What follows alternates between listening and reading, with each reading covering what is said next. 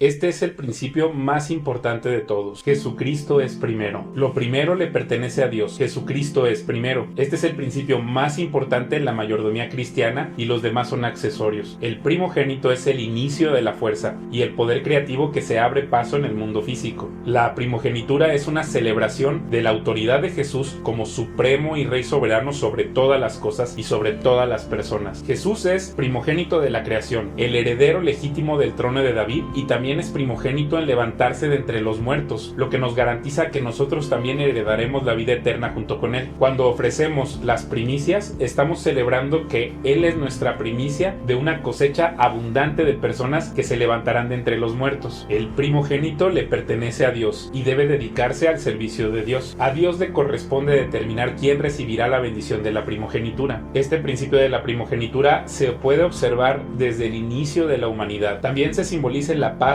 que ocurre antes de que la ley de Moisés sea entregada y también está confirmado en la misma ley, pero queda cumplida totalmente en Jesús. Cuando apartamos la primera porción de cada peso o de cada dólar o de cada euro que recibimos y lo dedicamos a Dios, estamos permitiendo que Dios redima lo demás por medio de la fe. Toda primicia que entregas a Dios en sacrificio nunca se pierde y toda primicia que no se entrega sí se pierde. Este principio no es una obligación, pero poner a Dios primero es una celebración de Jesús en nuestras vidas. El nuevo templo que Jesús levantó es su cuerpo, que esto es su iglesia. El diezmo en el nuevo pacto se entrega en la iglesia, donde quiera que se reúnan dos o más personas en el nombre de Jesús para reconocerlo como Dios y como Rey soberano y para expandir el reino del cielo. Apartamos lo primero para Dios por gratitud, para que Dios transforme nuestro corazón en uno generoso como el de Él. Ahora sí entremos a más detalle a qué nos referimos con que Jesucristo es primero. Entonces ya llegamos a la segunda parte, el módulo 2 de principios de mayordomía cristiana y nos vamos a concentrar en el primero de los principios. Otra forma de llamarle a este principio es el principio del primogénito. Lo primero le pertenece a Dios. Este es el principio más importante, mientras el resto de los principios solo son accesorios. Y por eso quiero empezar con Apocalipsis 1:8. Yo soy el alfa y la omega, el principio y el fin, dice el Señor Dios. Yo soy el que es, que siempre era y que aún está por venir, el Todopoderoso. Y también lo vemos aquí en Lucas 10:25-28, otra razón. Cierto día, un experto en la ley religiosa se levantó para probar a Jesús con la siguiente pregunta: Maestro, ¿qué debo hacer para heredar la vida eterna? Jesús contestó: ¿qué dice la ley de Moisés? ¿Cómo la interpretas? El hombre contestó: ama al Señor tu Dios con todo tu corazón, con toda tu alma, con toda tu fuerza y con toda tu mente, y ama a tu prójimo como a ti mismo. Correcto, le dijo Jesús, haz eso y vivirás. Lo que quiero decir con esto es que lo más importante es poner a Jesús, que es Dios, en el centro de todas nuestras actividades y de nuestra mente, y de ahí se va a derivar todo el orden del resto de las cosas. Si Jesús es el alfa y la omega de todas las cosas, es muy lógico que empecemos con él, dándole la gloria y la honra que merece. Ahora bien, vamos a pensar un poco qué significa primogénito. Esto tiene dos significados. El primero es literalmente el primer hijo varón engendrado por su padre. Era considerado como el inicio de la fuerza y aquel que abre la matriz de su madre, enfatizando ambas líneas, tanto la paterna como la materna, como vemos aquí en Génesis 49:3. Rubén, tú eres mi hijo mayor, mi fuerza, el hijo de mi juventud vigorosa, tú eres el primero en rango y el primero en potencia. Y luego vemos aquí en Deuteronomio 21:17. Ese hijo es el primer fruto del vigor de su padre y a él le corresponden los derechos del primer hijo varón. El segundo aspecto del primogénito se refiere a los derechos y a la autoridad de una persona. Cuando ya faltaba el padre, el primogénito entonces ejercía la autoridad sobre los miembros de la casa que continuaban ahí. El primogénito varón también representa a la familia ante Dios. Esta celebración de la primogenitura no es nada más que la celebración de Jesús como el primogénito supremo. Jesús es Dios y además es el primogénito porque el universo fue creado por medio de él. Jesús se relaciona con los humanos y el cosmos, pero es diferente a lo creado, como vemos aquí en Hebreos 1, del 1 al 14. Hace mucho tiempo, Dios habló muchas veces y de diversas maneras a nuestros antepasados por medio de los profetas, y ahora, en estos últimos días, nos ha hablado por medio de su Hijo. Dios le prometió todo al Hijo como herencia, y mediante el Hijo creó el universo. El Hijo irradia la gloria de Dios y expresa el carácter mismo de Dios, y sostiene todo con el gran poder de su palabra. Después de habernos limpiado de nuestros pecados, se sentó en el lugar de honor, a la derecha del majestuoso Dios en el cielo. Esto demuestra que el Hijo es muy superior a los ángeles, así como el nombre que Dios le dio es superior al nombre de ellos, pues Dios nunca le dijo a ningún ángel lo que le dijo a Jesús: tú eres mi hijo, hoy he llegado a ser tu padre. Dios también dijo: yo seré su padre y él será mi hijo. Además, cuando trajo a su Hijo supremo al mundo, Dios dijo: que lo adoren todos los ángeles de Dios. Pero con respecto a los ángeles, Dios dice: Él envía a sus ángeles como los vientos y a sus sirvientes como llamas de fuego. Pero al Hijo le dice: Tu trono, oh Dios, permanece por siempre y para siempre. Tú gobiernas con un cetro de justicia. Amas la justicia y odias la maldad. Por eso, oh Dios, tu Dios te ha ungido derramando el aceite de alegría sobre ti más que sobre cualquier otro. También le dice al Hijo: Señor, en el principio echaste los cimientos de la tierra y con tus manos formaste los cielos. Ellos dejarán de existir, pero tú permaneces para siempre. Ellos se desgastarán como ropa vieja. Los doblarás como un manto y los desecharás como ropa usada, pero tú siempre eres el mismo. Tú vivirás para siempre. Además, Dios nunca le dijo a ninguno de los ángeles: Siéntate en el lugar de honor a mi derecha, hasta que humille a tus enemigos y los ponga por debajo de tus pies. Por lo tanto, los ángeles solo son sirvientes, espíritus enviados para cuidar a quienes heredarán la salvación. La primogenitura de Jesús se refiere a su supremacía, su soberanía y su prioridad por encima de todas las cosas y de todos los seres. Jesús es el primogénito señalado por Dios para tener autoridad sobre todas las cosas, no solo por derecho de preeminencia, sino en poder, como leemos en Colosenses 1, del 13 al 22. Pues Él nos rescató del reino de la oscuridad y nos trasladó al reino de su Hijo amado, quien compró nuestra libertad y perdonó nuestros pecados. Cristo es la imagen visible del Dios invisible. Él ya existía antes de que las cosas fueran creadas y es supremo sobre toda la creación, porque por medio de Él, Dios creó todo lo que existe, en los lugares celestiales y en la tierra. Hizo las cosas que podemos ver y las que no podemos ver, tales como tronos, reinos, gobernantes y autoridades del mundo invisible. Todo fue creado por medio de Él y para Él. Él ya existía antes de todas las cosas y mantiene unida toda la creación. Cristo también es la cabeza de la iglesia, la cual es su cuerpo. Él es el principio supremo sobre todos los que se levantan de los muertos. Así que Él es el primero en todo, pues a Dios en toda su plenitud le agradó vivir en Cristo, y por medio de Él,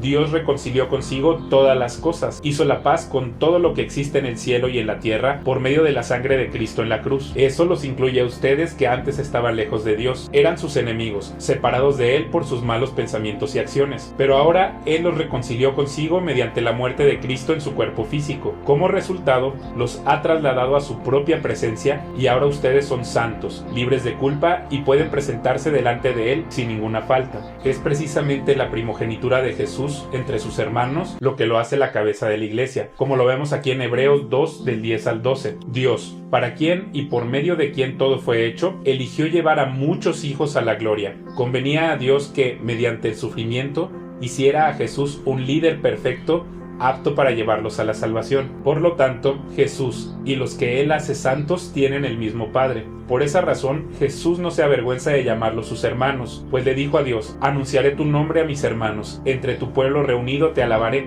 Y lo mismo aquí en Efesios 1, 20 al 23. Levantó a Cristo de los muertos y lo sentó en el lugar de honor, a la derecha de Dios en los lugares celestiales. Ahora Cristo está muy por encima de todo, sean gobernantes o autoridades, o poderes o dominios, o cualquier otra cosa, no solo en este mundo, sino también en el mundo que vendrá. Dios ha puesto todo bajo la autoridad de Cristo, a quien hizo cabeza de todas las cosas para beneficio de la iglesia. Y la iglesia es el cuerpo de Cristo. Él la completa y la llena, y también es quien da plenitud a todas las cosas en todas partes con su presencia. Dios, al hacerse hombre en Jesús y levantarse de entre los muertos, fue instalado como Rey sobre todas las cosas, como vemos aquí en Juan 1 del 1 al 3. En el principio la palabra ya existía, la palabra estaba con Dios y la palabra era Dios. El que es la palabra existía en el principio con Dios. Dios creó todas las cosas por medio de Él y nada fue creado sin Él. Y Mateo 28, 18. Jesús se acercó y dijo a sus discípulos: se me ha dado toda autoridad en el cielo y en la tierra. Y revelación de Jesús 1, 4 al 5. Gracia y paz a ustedes de aquel que es, que siempre era y que aún está por venir, y del Espíritu de 7 aspectos que está delante de su trono, y de Jesucristo. Él es el testigo fiel de estas cosas, el primero en resucitar de los muertos y el gobernante de todos los reyes del mundo. Toda la gloria sea al que nos ama y nos ha libertado de nuestros pecados al derramar su sangre por nosotros. Ya muchos siglos antes del nacimiento de Jesús, se reconocía que el Mesías era el primogénito de Dios, el altísimo Rey soberano sobre la tierra. tierra, como lo vemos en Salmo 89, 27 al 29.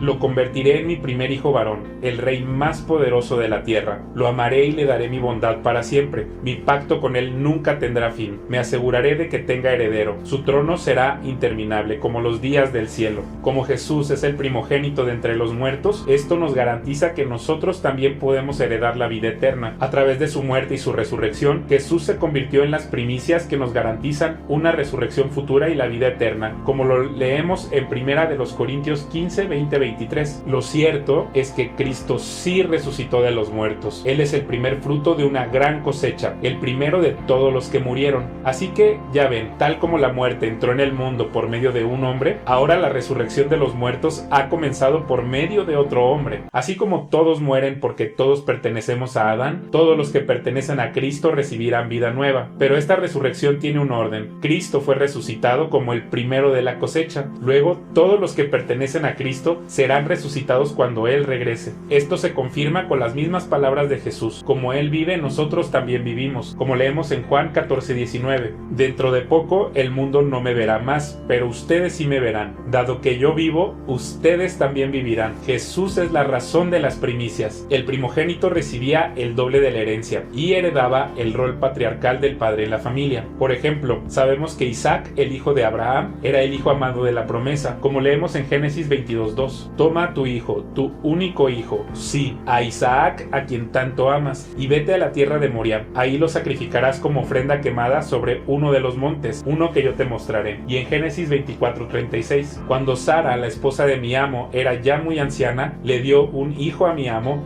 y mi amo le ha dado a él todo lo que posee. Dios le pidió a Abraham a Isaac, el primer hijo que tuvo con su esposa Sara, y no el hijo con la esclava Agar o los hijos de Cetura. Solo Dios tiene la autoridad de alterar el orden de la primogenitura, como lo hizo con Jacob y Esaú, así como con Efraín y Manasés, como leemos en Génesis 25:23. Y el Señor le dijo: los hijos que llevas en tu vientre llegarán a ser dos naciones, y desde el principio las dos naciones serán rivales. Una nación será más fuerte que la otra, y tu hijo mayor servirá a tu hijo menor. O en Génesis 48, 18 al 19. No, padre mío, este es el hijo mayor, pon tu mano derecha sobre su cabeza. Pero su padre se negó a hacerlo. Ya lo sé, hijo mío, lo sé, respondió él. Manasés también llegará a ser un gran pueblo, pero su hermano menor será aún más grande, y de su descendencia se formarán una multitud de naciones. Israel es el primogénito de Dios entre las naciones. Esto significa que Israel tiene un lugar de privilegio y bendición entre las naciones, como vemos en Éxodo 4:22. Entonces le dirás: esto dice el Señor, Israel es mi primer hijo varón. Y en Jeremías 31:9, por sus rostros correrán lágrimas de alegría, y con mucho cuidado los guiaré a casa. Caminarán junto a arroyos quietos, y por caminos llanos donde no tropezarán, pues soy el padre de Israel, y Efraín es mi hijo mayor. Es en celebración de Jesús que el primogénito le pertenece a Dios, y debe dedicarse a servir a Dios, como leemos en Éxodo 13:2. Dedícame a todos los primeros hijos varones del pueblo de Israel. Todo primer nacido, tanto de los seres humanos como de los animales, me pertenece. Y en Hebreos 11:28, fue por la fe que Moisés ordenó que el pueblo de Israel celebrara la Pascua y rociara con sangre los marcos de las puertas, para que el ángel de la muerte no matara a ninguno de sus primeros hijos varones. Y en Éxodo 22, 29 al 30, no retengas nada cuando me entregues la ofrenda de tus cosechas y de tu vino. Deberás darme a tu primer hijo varón. También tienes que entregarme las primeras crías de tu ganado, de tus ovejas y de tus cabras. Dejarás la nueva cría con su madre durante 7 días, y al octavo día me la entregarás. Y en Éxodo 34:19, el primer nacido de cada animal me pertenece, incluidos los machos de las primeras crías de tus manadas de ganado y de tus rebaños de ovejas y de cabras. Estos actos representan la redención. Jesús es la razón detrás de la Pascua. La primogenitura no distingue clases sociales, e incluso los animales primogénitos le pertenecen a Dios. Esto es vigente antes de que la ley fuese revelada en el monte Sinaí. Éxodo 11:5, todo primer hijo varón de cada familia de Egipto morirá, desde el hijo mayor del faraón, el que se sienta en su trono, hasta el hijo mayor de la sirvienta más humilde que trabaja en el molino. Incluso la primera cría de todos los animales morirá. En la plaga final contra Egipto, Dios tomó legalmente y con justicia, antes de la ley de Moisés, golpeando a los primogénitos varones de Egipto, incluyendo el ganado, porque le pertenecen, como leemos en Éxodo 12, 28 al 30. Así que el pueblo de Israel hizo tal como el Señor había ordenado por medio de Moisés y Aarón. Esa medianoche, el Señor hirió de muerte a todos los primeros primeros hijos varones de la tierra de Egipto, desde el hijo mayor del faraón, el que se sentaba en su trono, hasta el hijo mayor del preso en el calabozo. Incluso mató a las primeras crías de todos sus animales. Entonces el faraón, sus funcionarios y todo el pueblo de Egipto se despertaron durante la noche, y se oyó un lamento desgarrador por toda la tierra de Egipto. No había ni una sola casa donde alguien no hubiera muerto. Pero además Dios redimió a los primogénitos varones de Israel, quienes estaban en sus hogares, porque aplicaron la sangre del cordero como señal en sus puertas en obediencia a Dios, como leemos en Éxodo 12:7.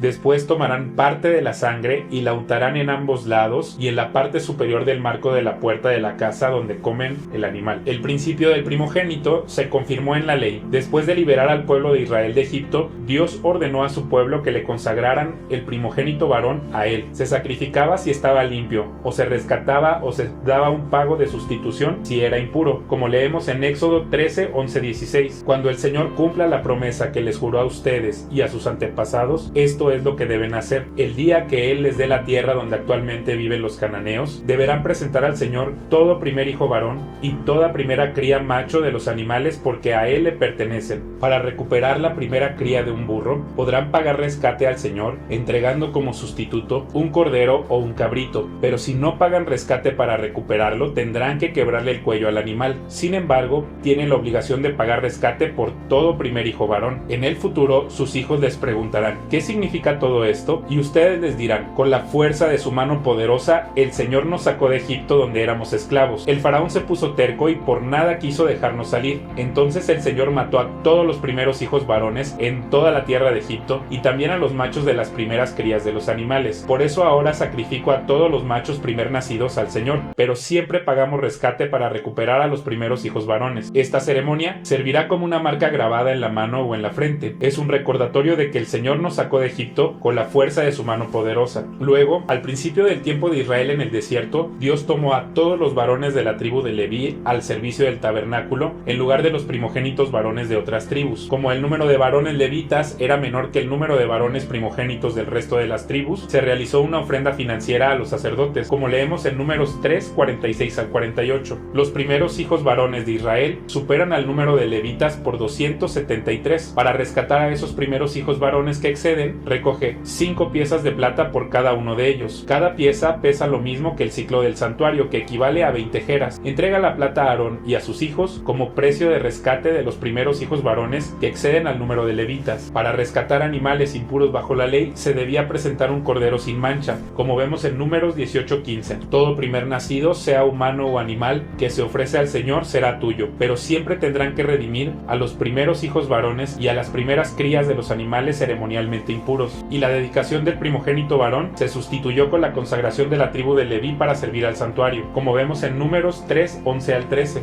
El Señor le dijo a Moisés: mira, yo he escogido de entre los israelitas a los levitas para que sirvan como sustitutos de todo primer hijo varón del pueblo de Israel. Los levitas me pertenecen a mí, porque todos los primeros hijos varones son míos. El día que herí de muerte al primer hijo varón de cada familia egipcia, aparté para mí a todo primer nacido de Israel, tanto de personas como de animales. Ellos son míos, yo soy el Señor. Y Números 3:45. Toma a los levitas como sustitutos de los primeros hijos varones del pueblo de Israel. Toma también los animales de los levitas como sustitutos de las primeras crías de los animales del pueblo de Israel. Los levitas me pertenecen a mí, yo soy el Señor. Las naciones paganas también reconocían al primogénito. En Canaán y en Moab reconocían la ofrenda del heredero del trono a su deidad, aunque Jeremías condena esto por ser una distorsión, como lo vemos en el segundo libro de Reyes 3:27. Después el rey de Moab tomó a su hijo mayor, el heredero al trono, y lo sacrificó como una ofrenda quemada sobre la muralla. En consecuencia, hubo un gran enojo contra Israel y los israelitas se retiraron y regresaron a su tierra. Pero en Jeremías 7:31 se condena esta práctica. Han edificado santuarios paganos en Tofet, el basurero en el valle de Ben Hinnom, donde queman a sus hijos y a sus hijas en el fuego.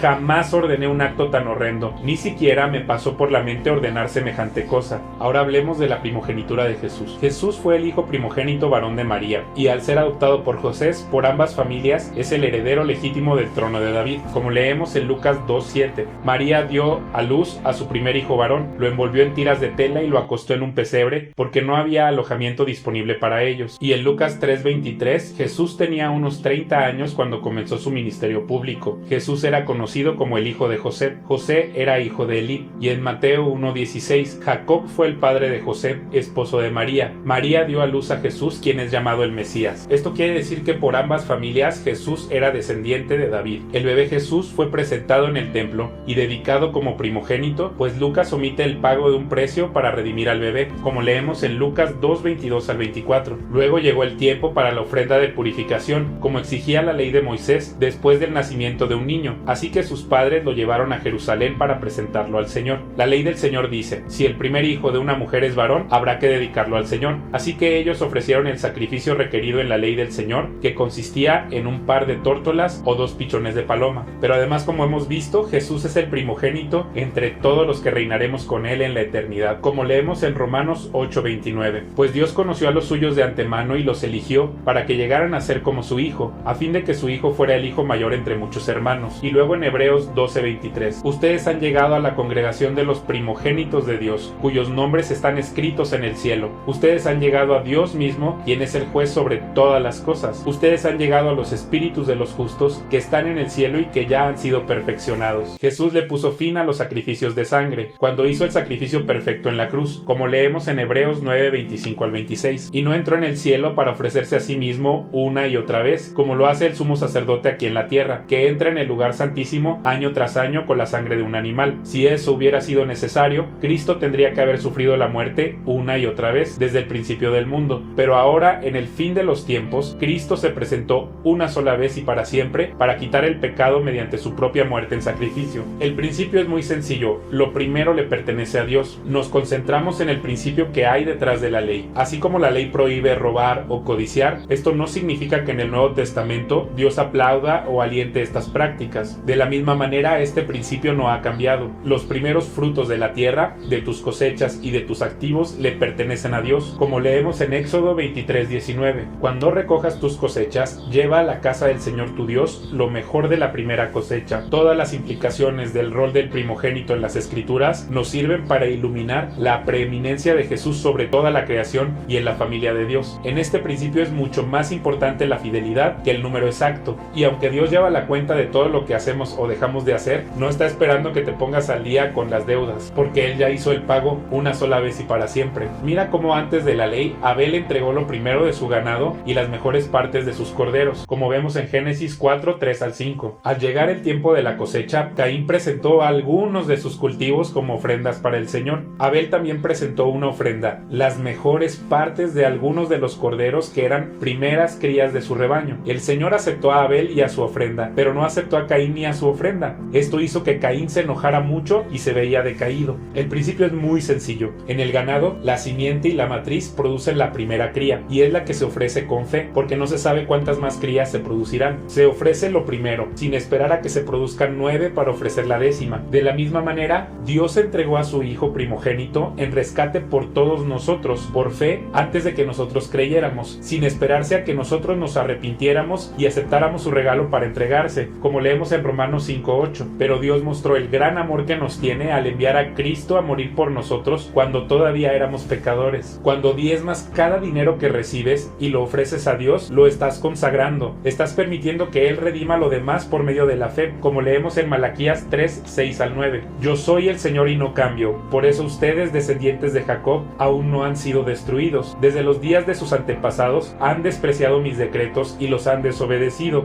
Ahora vuelvan a mí y yo volveré a ustedes, dice el Señor de los ejércitos celestiales. Pero ustedes preguntan, ¿cómo podemos volver cuando nunca nos fuimos? ¿Debería el pueblo estafar a Dios? Sin embargo, ustedes me han estafado. Pero ustedes preguntan, ¿qué quieres decir? ¿Cuándo te hemos estafado? Me han robado los diezmos y ofrendas que me corresponden. Ustedes están bajo maldición porque toda la nación me ha estado estafando. Toda primicia que se entrega a Dios en sacrificio nunca se pierde, y toda primicia que no entregas sí se pierde porque Dios la redime, como leemos en Mateo 16:25. Si tratas de aferrarte a la vida la perderás, pero si entregas tu vida por mi causa la salvarás. ¿Cómo funciona este principio? Un diezmo generoso y uniforme uniforme, con las intenciones cristianas correctas, es una práctica que te puede ayudar a maximizar la bondad de las posesiones materiales y minimizar sus efectos negativos. Apartarlo primero para Dios lo tienes que hacer con gratitud en tu corazón. No es un número exacto y Dios, aunque lo conoce todo, no está auditándote cada centímetro ni cada centavo, pero sí tiene que ser algo que sea verdaderamente generoso y que represente un sacrificio económico. Puede ser un 10%, puede ser un 15%, puede ser un 20%. A diferencia del pago de impuesto civil, el diezmo no es una ley obligatoria impuesta por Jesús, ni es la manera de demostrar la práctica del cristianismo, como lo leemos en Lucas 11:42. ¿Qué aflicción les espera, fariseos? Pues se cuidan de dar el diezmo sobre el más mínimo ingreso de sus jardines de hierbas, pero pasan por alto la justicia y el amor de Dios. Es cierto que deben diezmar, pero sin descuidar las cosas más importantes. O Lucas 20:25.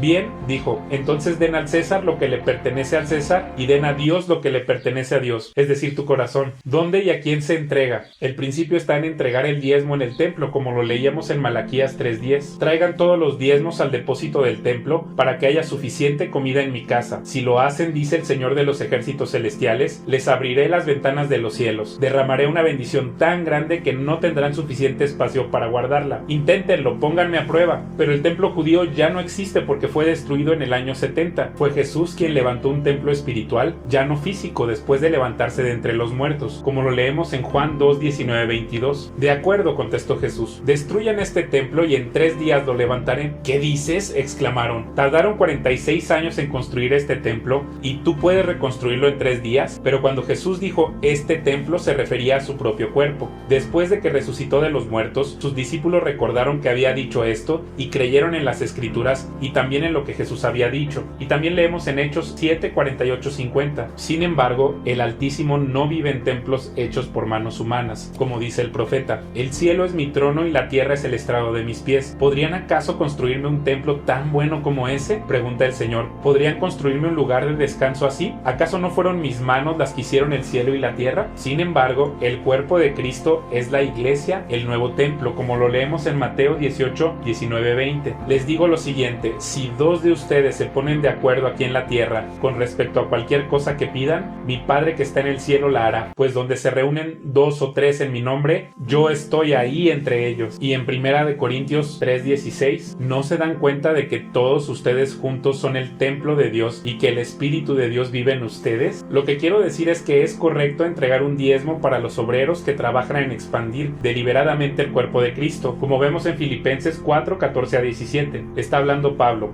De todos modos, han hecho bien al compartir conmigo en la dificultad por la que ahora atravieso. Como saben, filipenses, ustedes fueron los únicos que me ayudaron económicamente cuando les llevé la buena noticia por primera vez y luego seguí mi viaje desde Macedonia. Ninguna otra iglesia hizo lo mismo. Incluso cuando estuve en Tesalónica, ustedes me mandaron ayuda más de una vez. No digo esto esperando que me envíen una ofrenda, más bien quiero que ustedes reciban una recompensa por su bondad, pero también se puede dar el diezmo para ayudar a los más necesitados de entre los creyentes, como leemos en Romanos 15:26. Pues les cuento, los creyentes de Macedonia y Acaya con entusiasmo juntaron una ofrenda para los creyentes de Jerusalén que son pobres, e inclusive a los más necesitados de la sociedad, como leemos en Mateo 25:40. Y el rey dirá, les digo la verdad, cuando hicieron alguna de estas cosas al más insignificante de estos, mis hermanos, me lo hicieron a mí. Poner a Dios primero en nuestra economía es celebrar a Jesús. Cuando vas a la iglesia el domingo, es el primer día de la semana. Eso es porque celebramos la resurrección de Jesús y es una forma de decir, lo primero de mi tiempo y de mi vida te lo entrego. Cuando apartas el diezmo de cada dinero que recibes, significa que estás poniendo primero a Dios antes que a nadie. No al banco, no a la deuda, no a la empresa de la hipoteca, ni a la empresa automotriz, ni a tus vacaciones, ni al Bitcoin, ni a tu cuenta de ahorros o de inversiones. Se honra a Dios con las posesiones y con los primeros frutos de nuestros incrementos, como leemos en Proverbios 3 del 9 al 10. Honra al Señor con tus riquezas y con lo mejor de todo lo que produces. Entonces Él llenará tus graneros y tus tinajas se desbordarán de buen vino. El primer botín de las conquistas de Israel fue el de Jericó. Todo el oro y la plata le pertenecen porque fue la primera ciudad que conquistaron, como leemos en Josué 6:19. Todo lo que esté hecho de plata, de oro, de bronce o de hierro pertenece al Señor